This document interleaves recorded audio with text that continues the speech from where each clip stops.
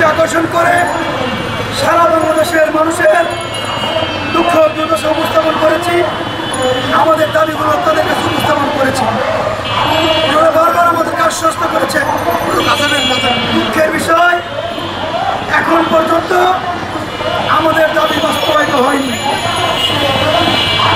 আমরা অত্যন্ত বেদনাদায়ক কণ্ঠে আপনাদেরকে বলতে চাই, বিগত 22শে ফেব্রুয়ারি এই প্রেস ক্লাবে আমাদের শান্তিপূর্ণ সমাবেশে আমাদের উপরে ন্যাক্কারজনক হামলা চালানো হয়।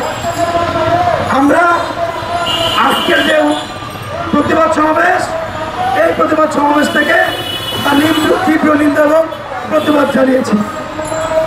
আমাদেরকে বিভিন্নভাবে সরকার আশ্বস্ত করেছে যে আমাদের দাবি নাকি বাস্তবায়িত হবে, কিন্তু এক অবধি পর্যন্ত আমাদের দাবি বাস্তবায়িত হয়নি।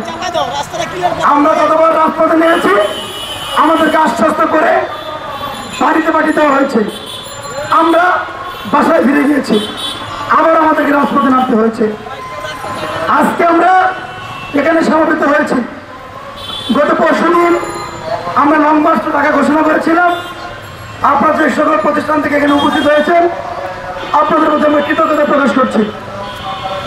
এবং যারা রওনা দিয়েননি বা আসেননি বা আসতে পারেননি, তাদের প্রতি বিনীত অনুরোধ, আমাদের যে এখন আমরা কর্মসূচি ঘোষণা করব, এই কর্মসূচি ঘোষণার সাথে সাথে সকলের জায়গা থেকে নিজ দায়িত্বে এই অভিশপ্ত জীবন থেকে মুক্তি লাভের জন্য জীবনের মায়া ত্যাগ করে এই কর্মসূচি সফল করতে আপনারা যার যার জায়গা থেকে রওনা দিয়ে দিবেন।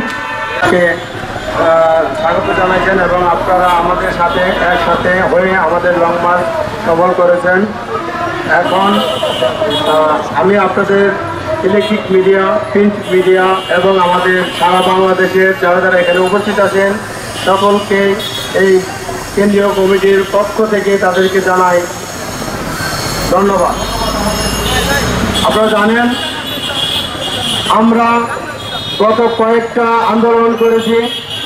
17 আগস্ট, 19 অক্টোবর, 22শে ফেব্রুয়ারি আমরা যে আন্দোলন করেছি, আমরা বিভিন্ন জায়গায় আমাদের স্মারকলিপি জমা দিয়েছি, কিন্তু সরকার মহল এখনো পর্যন্ত আমাদেরকে কোনো ধরনের কোনো আশ্বস্ত করে নাই।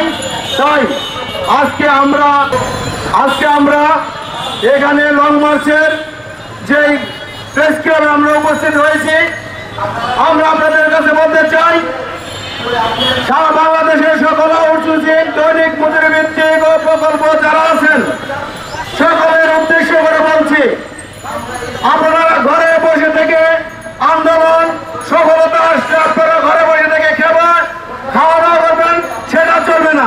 কর্মসূচি হচ্ছে আমরণ অনশনে আমরা এখানে অবস্থান করব এবং আমি আমাদের যত আউটসোর্সিং এর প্রতিনিধি আছে, সেটা হতে পারে পেট্রো বাংলা, পানি উন্নয়ন বোর্ড, ডাক বিভাগ, স্বাস্থ্য সেক্টর এবং আদার্স অন্যান্য যে প্রতিষ্ঠানগুলো আছে, বাংলাদেশে বিদ্যুৎ খাত থেকে শুরু করে সরকারি আধা সরকারি দপ্তর অধিদপ্তরে স্বায়ত্তশাসিত প্রতিষ্ঠানে যত সকল কর্মচারীরা আউটসোর্সিং প্রকল্প এবং দৈনিক ভিত্তিক কর্মরত আছে, আপনারা মনে রাখবেন আমাদের 22 তারিখের একটা শান্তিপূর্ণ সমাবেশে আমাদের যে ভাই বোনের রক্ত যেই রাস্তায় লেগেছিল, সেই রাস্তার উপরে আজকে দাঁড়িয়ে আমরণ অনশন ঘোষণা করা হয়েছে।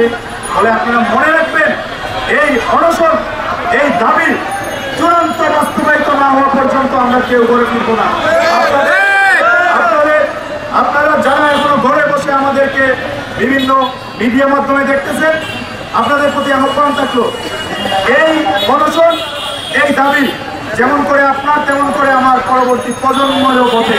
কারণ এই দাসত্ব প্রথা থেকে আমাদের প্রত্যেকটা প্রজন্মকে আমরা রক্ষা করতে চাই।